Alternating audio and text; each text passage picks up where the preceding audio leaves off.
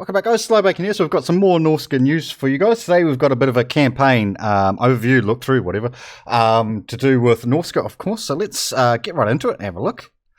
I did actually watch this for the first time last night, so I have actually seen it. There's some pretty interesting stuff in here, I thought. Hello everybody, and some welcome very to interesting this stuff, campaign actually. Let's Play for Norsca. And thank you to Darren. Darren Total War, of course. He's the guy commentating at the moment, if you don't know who he is. Total War Warhammer. Today we're looking at the faction of Wintertooth, led by the Troll King Throg. Throg is the lord of the monstrous horde, which allows him to focus on buffing his troll units with physical resistance while reducing their upkeep costs. As well as that, all armies are immune to all types of attrition, allowing Wintertooth armies to navigate any terrain unscathed. Now, I would have thought, obviously being the Troll King, that he would have had some better buffs for trolls, although this isn't his skill tree, right? We have a look at that a little bit later on. But this isn't his skill tree, and there's no, as far as I could see, I may be wrong, but as far as I could see, there was no leadership buffs for the trolls within his skill tree. It was all attack power and defense and weapon damage and that type of stuff. And of course, one of the major weaknesses of trolls is actually their leadership. But like I said, I haven't seen the whole skill tree, so there might be something else hidden in there. But again, physical resist 10% for Norsca trolls, all trolls basically, which is pretty good. 10% physical resistance, nothing to complain about. All units in Throg's army are immune to attrition. That's a really big one. That's going to allow you to obviously walk through, obviously, this mountain terrain in the north that we're in at the moment. Obviously, vampire count territory, the mountains down the east coast, and of course, the Badlands way down south, and of course, immune to attrition within the Wood Elf land. So that's actually a really big one as well. And of course, upkeep minus 15%. Trolls are pretty expensive. Minus 15% upkeep is always good.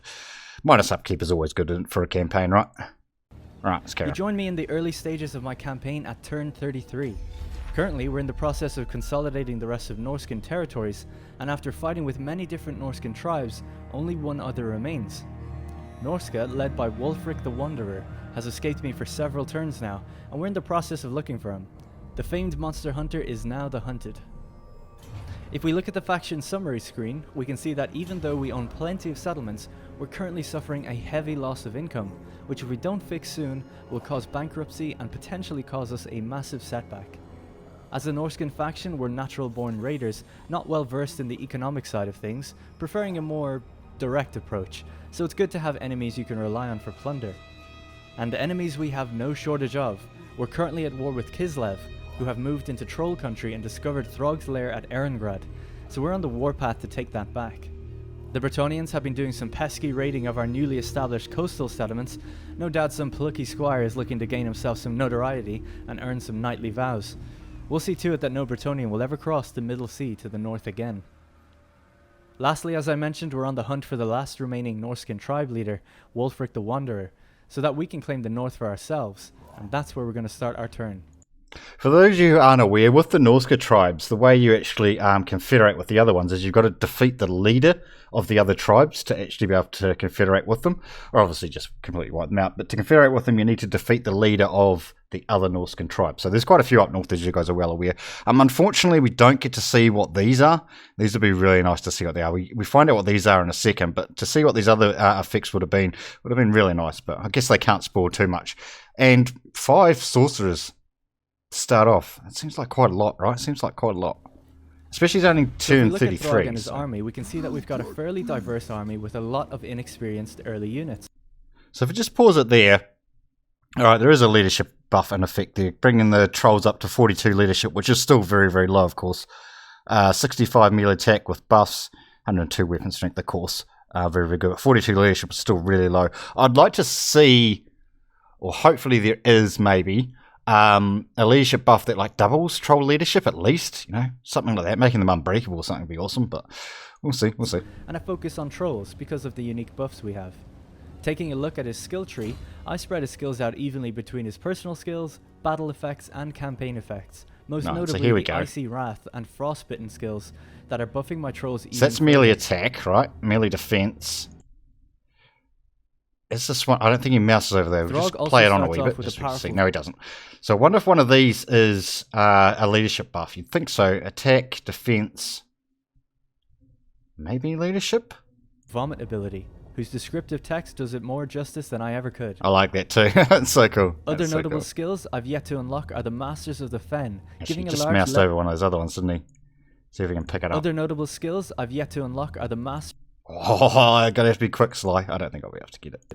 I think it's just like a stand your ground. Other notable skills I've yet to unlock are the Fight or die, yeah, it is just a stand your ground, plus 16 leadership, plus 27 melee attack for 15 seconds. Okay. Masters of the Fen, giving a large level boost to new agent recruits, mutant regeneration, and King of Trolls, which grant a replenishment buff and an upkeep reduction in Trolls and Fimir warrior units.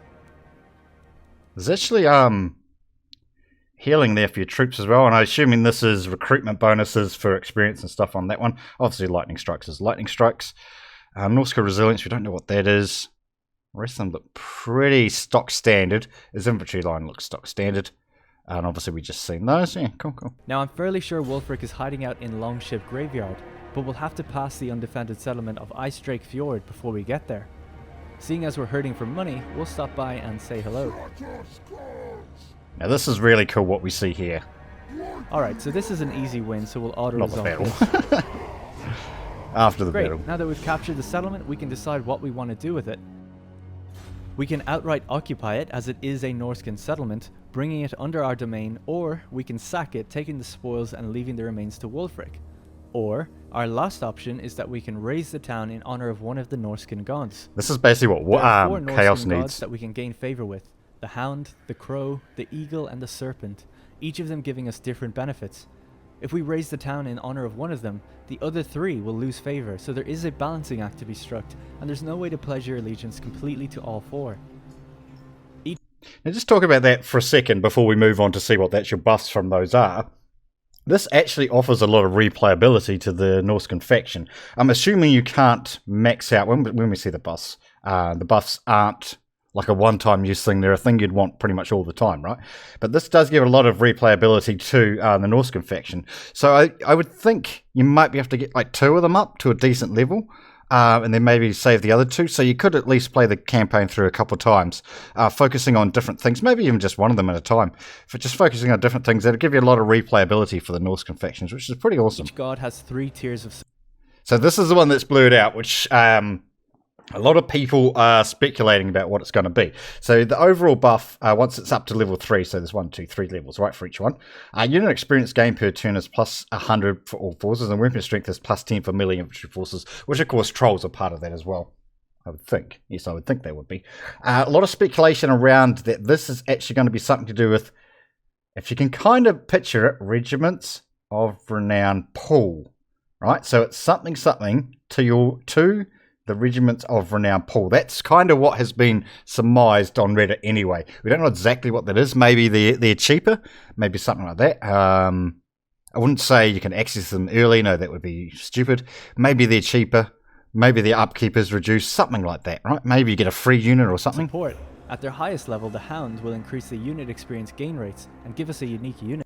So that is the only one that's actually blurred out, and that's another thing that kind of indicates or points towards the regiments of renown for Norsca. So that's pretty cool. So this one's quite interesting. A devastating plague will be unleashed across the world. Your faction is immune to it, right? I wonder what that plague is going to be, like what kind of negative effect is it going to have on other factions, and how much of a negative effect will it have, especially against other factions when it comes to like very hard and legendary difficulty, you know? Is it going to be enough that the AI... I was going to say AI cheats, but the AI cheats, we'll call it that. The AI cheats that they get in those difficulty levels, is this going to be able to overcome those and actually have a detrimental effect on those other factions? It'd be very interesting to see. The Crow will unleash a devastating plague across the world, giving us an immunity. Right, so this is a mighty lord of change, blah blah blah. Keeper will be unlocked to fight for your faction. So that's really cool. So it's available from your Lord recruitment pool. So we can actually unlock... kind of like the Green Knight, right? Kind of like the Green Knight. You can actually unlock a Lord, but from the looks of it, it's not going to be like a single summon type thing. You're just going to be able to recruit him. So Green Knight-esque, I guess. A legendary hero, if you will, I guess is probably the better way of putting it, right? The Eagle will allow us to field a mighty Lord of Change, and the Serpent will grant... And this one we're getting a specialist caster. So that's really cool. So I wonder what the specialist is going to be, you know, is his magic going to be cheaper? Is his magic going to do more damage? You know, all that type of stuff. It's so cool though. And of course a minus 10% upkeep across the board, and Lord recruitment rank +5, which is pretty good as well. Grant us a specialist chaos sorcerer.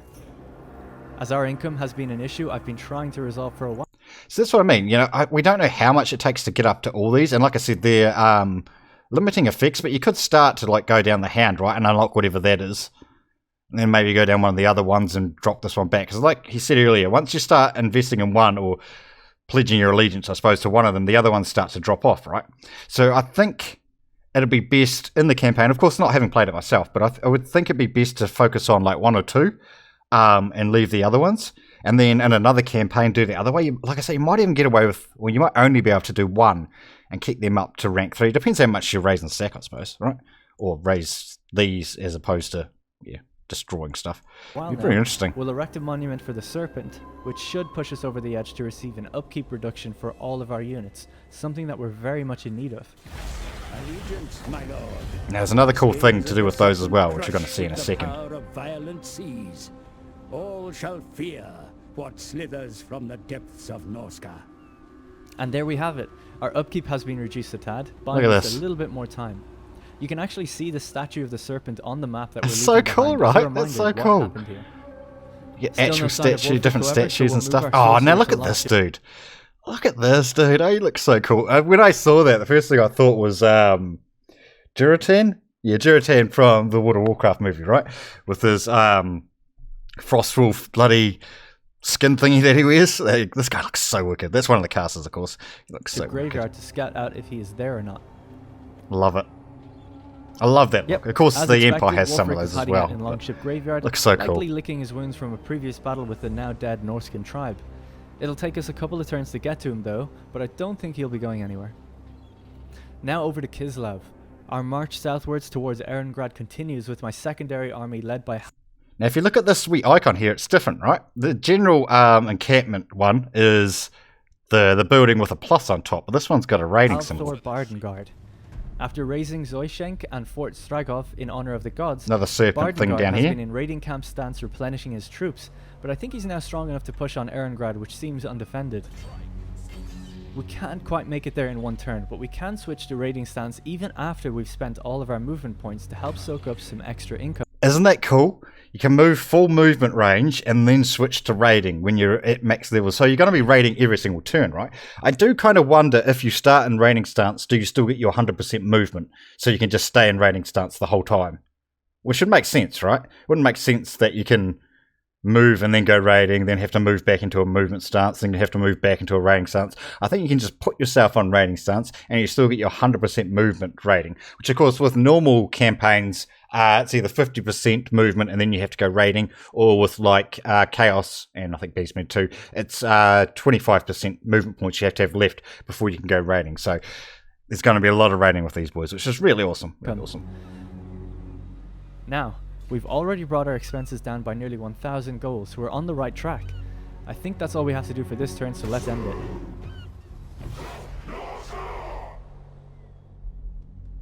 Want to die now, or when my ice age comes? The Ice Age is coming. Ostland have declared war on us. Not particularly good news given the amount of enemies we have, but I don't think they're an immediate threat. Ah, nice. Something I failed to mention is that a few turns ago Throg reached level 8, meaning that we unlocked one of his quest chains, the Wintertooth Crown. Our first order of business was to build a plunder hall, which we've just done now, and now we're tasked with having 3 units of ice trolls in Throg's army. If we check the Mountains of Hell, we can see a Look at these icons. These icons are so cool.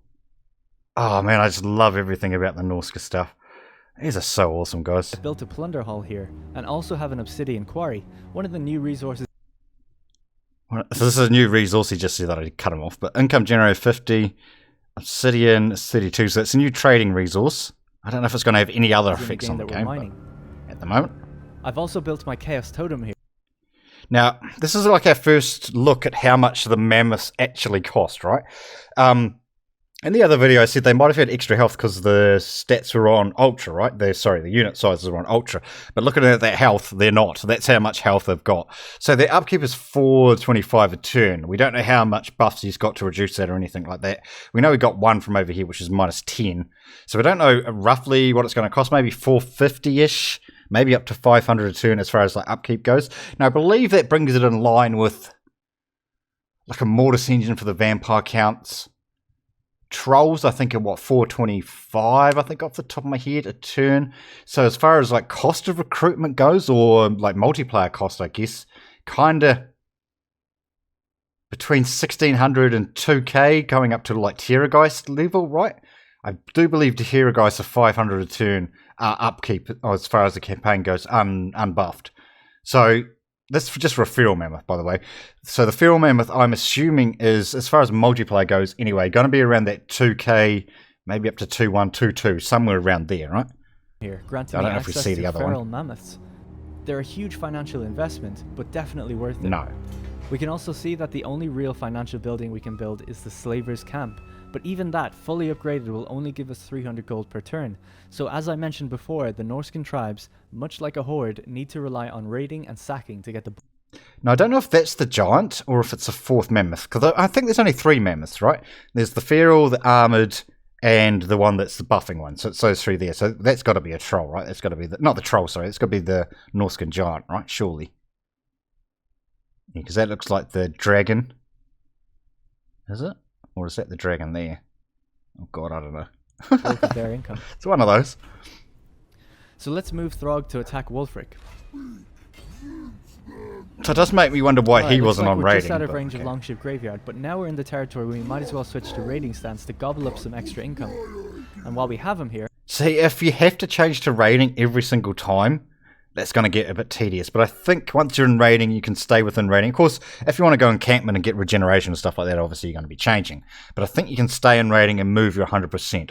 We'll have to Let's test get our that Shaman out. Sorcerer Sigwolf pretty sure. Packmaster to sabotage a building. As we are on their doorstep and they have a fairly hefty recruitment building there, it's likely Wulfric will try to bolster his defense and recruit new units. So we'll target that recruitment building and hopefully stop Wulfric growing his army. Excellent.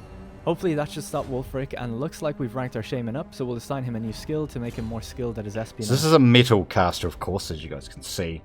Nothing... Can we just go back? Speaking of It doesn't look like there's anything unique. Oh, maybe that one. All this stuff here is the same as a standard caster. That stuff's obviously all the same. Obviously the warhorse. So it comes. We can get a chariot from. Ah, that's pretty cool. That's actually pretty cool. Chariot for a caster. Obviously along the lines with the beastmen and stuff. Or of chaos is obviously the missile resistance. Ritualistic fury is obviously some type of melee buff. Spells are all exactly the same. But no, that's cool. You can get a chariot. Okay, cool. Let's go on. Speaking of espionage, our Skinwolf Sven Seastrider is now in range to perform an assassination on this dirty Bretonnian. Yeah, who's been werewolves. hanging around the coast. Get some. We don't have the means to send an army over here just yet, but the Bretts are too weak to take our town because of attrition. Now we get to have a look at his skill tree as well, which is pretty awesome. Awesome. Jean Paquette has met his end swiftly, and now we can rank up our Skinwolf.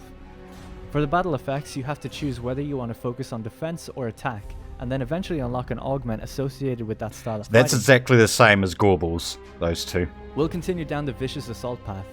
And it looks like a lot of that stuff's pretty similar as well to Gorbals. Gorbals have 4 of these to pick from. This guy only has 2. But it looks like everything else is pretty similar. Pretty similar. And once Which we is have the fine. frenzied Gorbals obviously a assault, very, very strong place him unit. in one of our armies. Now, moving back over to Troll Country, our army is now ready to march on Erengrad. Again, this is a campaign let's play after all, so we're gonna auto They did resolve. change it there. I wonder if you have to. I want to see their Okay, that was a bit of a battering closer rams and victory, towers but and now stuff we're as able well. They're going to establish look an so wicked. outpost. Norscan tribes can establish outposts on coastal cities and all major faction capitals. They do this so they can reap those capitals' unique benefits, and as Erengrad is the home of Throg, it's both a personal goal to retake it, and it also has a great faction benefit for Wintertooth also. Magnificent. Norsca spreads like a plague on the world with each outpost you establish. Oh, it seems like we completed the next part of our quest also. We were lucky enough to already have 3 ice trolls in our army, so now we have the much tougher goal of sacking 3 settlements falling under the domain of the Empire. So, if we check out Erengrad, we can see the unique building, the Cave of the Rocky Throne. This building delivers a faction-wide... So +3 chaos corruption, recruitment cost minus 20% for all Norsca trolls, Norsca ice trolls, and Vermeer warrior units faction. Wow, that's really good. And +3 unit experience for trolls, yeah, just trolls. And unlocks a recruitment of those 2 things there as well, which is pretty awesome. Nice wee buff there from one A buff building, of right? minus 20% reduction in cost for all trolls and Fimir warriors, and a plus 3 unit experience of troll and ice troll units. So getting this building early on really does pay dividends for the rest of your campaign. Now unfortunately it's going to take a while until we can build it, so we'll build a growth building. Now, it doesn't look like this is restricted too much. Maybe only restricted to level 3. So it's not going to be like the Wood Elf outposts where they're only restricted to the 1 level. Looks like you're going to be able to get at least a minor settlement out of that. Maybe the, what do you call it? Maybe the faction, not the faction, yeah, the faction capitals, would you still be able to get another level 5 out of it. But it makes complete sense, right? Norsca are obviously a Viking-inspired faction, and all their raiding is going to be on coastal properties, right? Very rarely did they go inland to get some other stuff, but, you know, unless it was a really important town. Otherwise, they just destroyed it, right? It makes complete sense. I love it. I love it. Fresh from the Battle of Erengrad, Halvthor has now ranked up. So let's take a quick look at his skills also. Now, like the Skin Wolf, you'll be making a decision with how you want your general to perform in battle, locking out the other options. I've proceeded down the Fury of the Hound chain, making Halvthor an absolute beast of offense in battle, giving him the Berserker and Rage ability. You can also head down the chain of Armor and Regeneration, Defense and Magic attacks, and Health and Leadership to really tailor your general to your playstyle. Now, did be 3 clicks away. Chariot, War Mammoth, come on, get some War Mammoths for our lords. I love it, I absolutely love it. And I really like this style of locking out things if you're not going to go into them. I really like that, actually. Gives, again, as we've talked about with the statues and stuff, gives it a lot more replayability, I reckon, to the campaigns and stuff. Being able to go down different paths and things. I really like it. Or to your preferred character. Okay, so that's about everything we have for this turn. We're pretty well established now, staying ahead of our loss of income, so let's end it.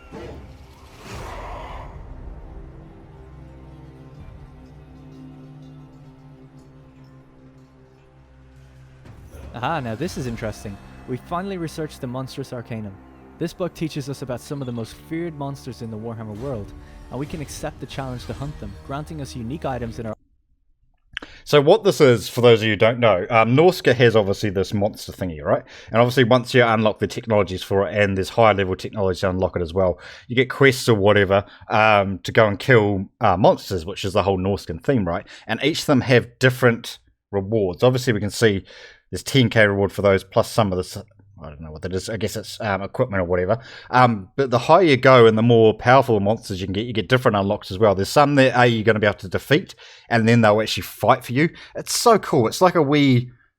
I guess it's kind of a mini campaign within the campaign, or it gives you another avenue, another play style type of thing. It's so cool, and I can't wait to see if they're going to introduce stuff like this in Warhammer 2 and obviously Warhammer 3, but for the other factions as well. It's so cool. It's, you know, just something extra, some extra content above just like the standard campaign-y stuff. It's so cool. And some other surprises we'll talk about later. There are 3 levels of monster hunts, so we need to research more technology. That was a Terrorgeist, right?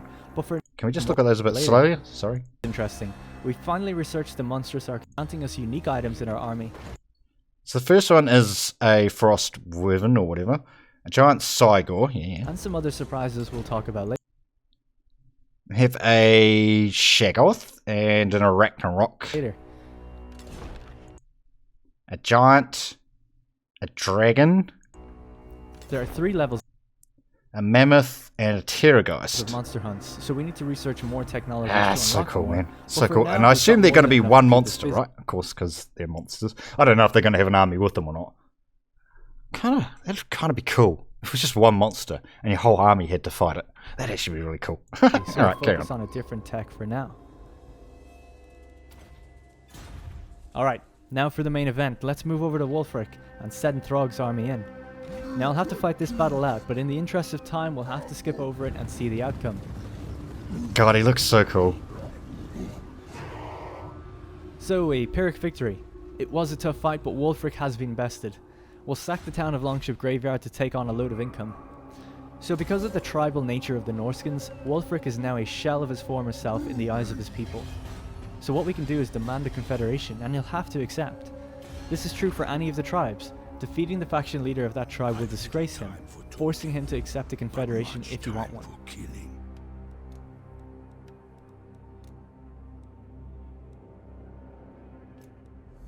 Yeah, Also, if you want a we are now the confederation, sole or else you could just destroy it, right? ruler of Norsca.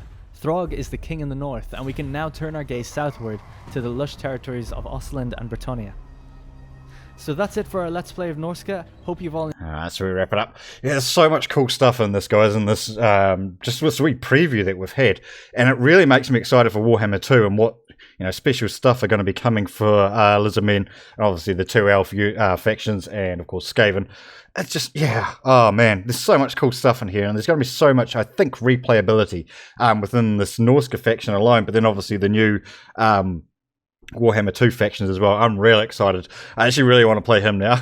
I really want to play him. Alright guys, hopefully you've enjoyed this video. Thanks for watching, and we will see you next time.